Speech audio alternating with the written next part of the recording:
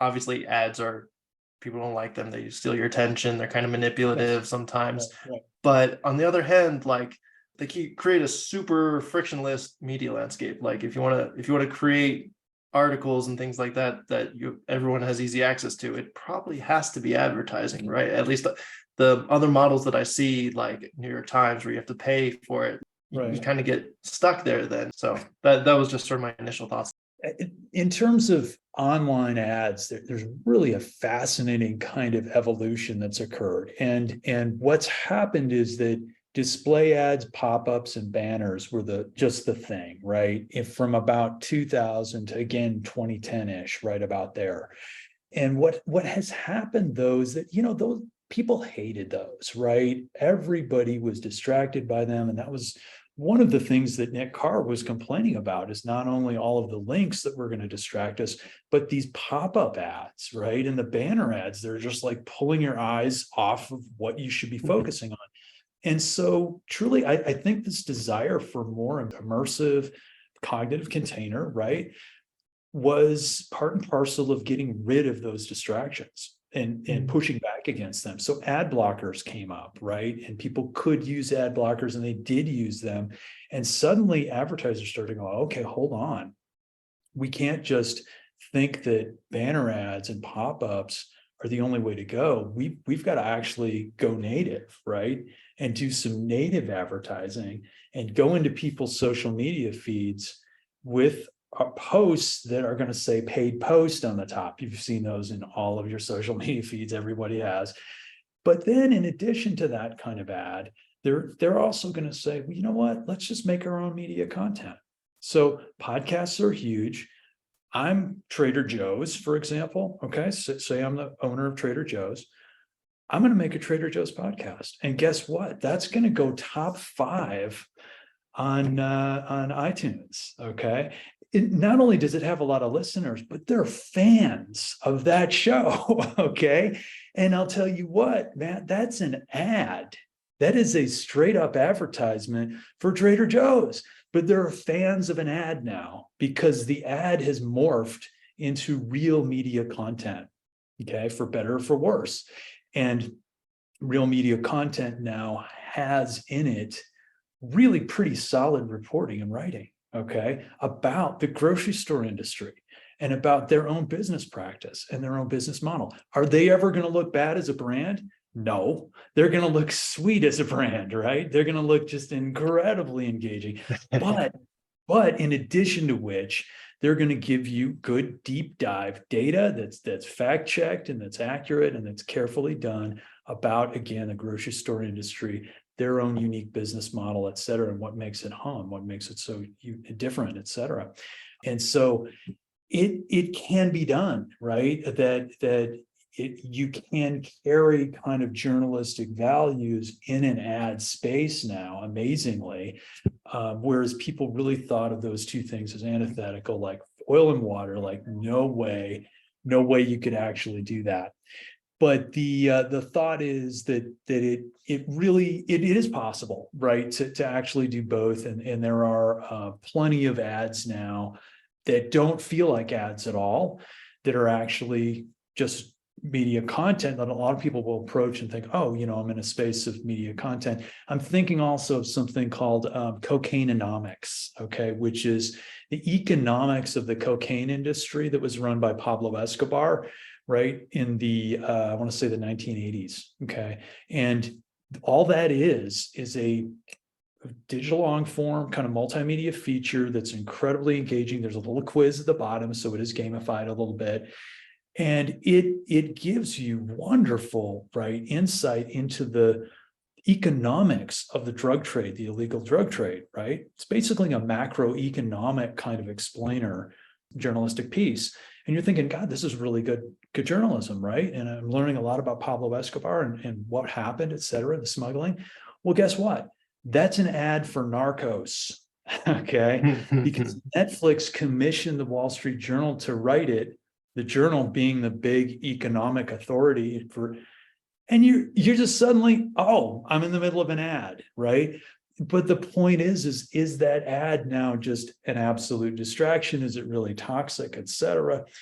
It may not be. It may actually be educating you on macroeconomics of drug trade, but also you see how it can happen, also turning you on to the product which Netflix wants you to consume, which is Narcos.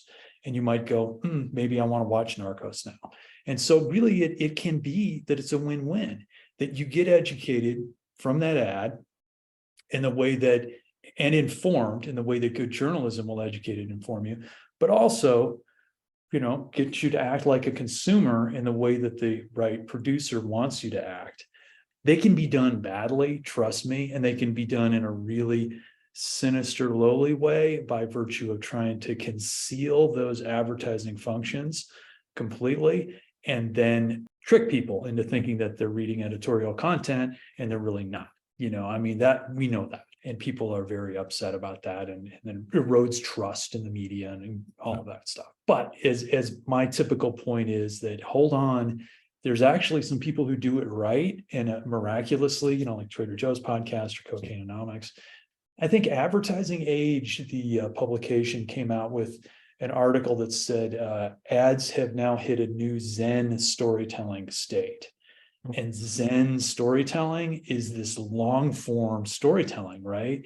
This kind of deep dive storytelling that everybody wants, is willing to do. Starbucks did something called Upstanders, which I talk about in my podcast book. Also, I talk about branded content there. And Upstanders is their series of people in communities who are upstanding people who are doing things to make the community a better place. And you're just wondering, how are they selling coffee through that? What? Hold on, the product is coffee, and they're talking about people. Well, guess what? Most of these upstanders are parts of networks of folks who have to get together and collaborate, right? Where are they going to go to do that? They're going to go to a Starbucks. Right? So you see the point.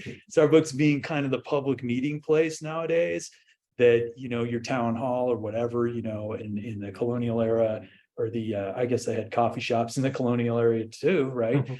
That functioned as those kinds of public places where folks could, put their heads together and perform work with some kind of civic outcome. You'll see places like McDonald's or Pepsi or whatever, trot out their own podcasts as well. So I think a lot of brands, have jumped into this space. So anyway, that's my long way of answering your. That's And perfect. Yeah, that's super I think interesting. there's cash there. You ask, is there a source of revenue?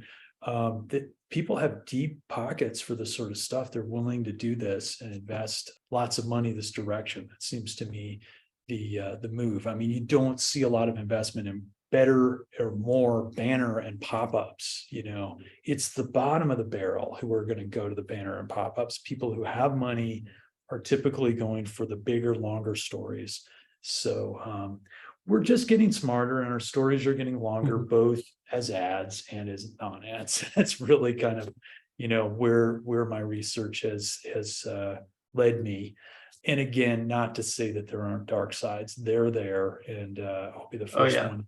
the view you painted is kind of terrifying to me, honestly. I see the benefits, but just if you were to objectively explain how the corporations are doing their own media now to advertise, it's oh boy, that's sounds a little scary.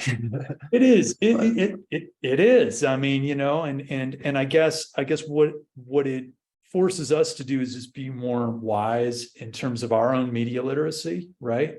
In terms of the digital spaces that we're in. And when we enter the metaverse, and I was just talking about this at the University of Paris with a bunch of folks, and at that conference was the public policy manager for Meta was there at the conference, right?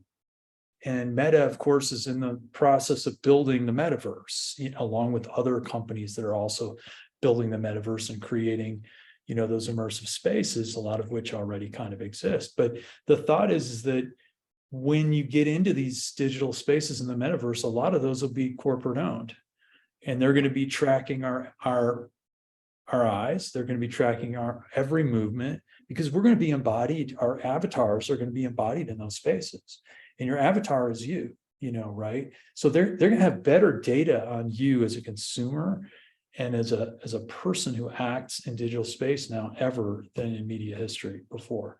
And yeah, so if there's an opportunity to maybe be really terrified, just you wait, until we get into those spaces that are totally virtual. And it's on its way. And a lot of people say, metaverse is not going to happen because HMDs, this eye mounted displays, nobody wants those.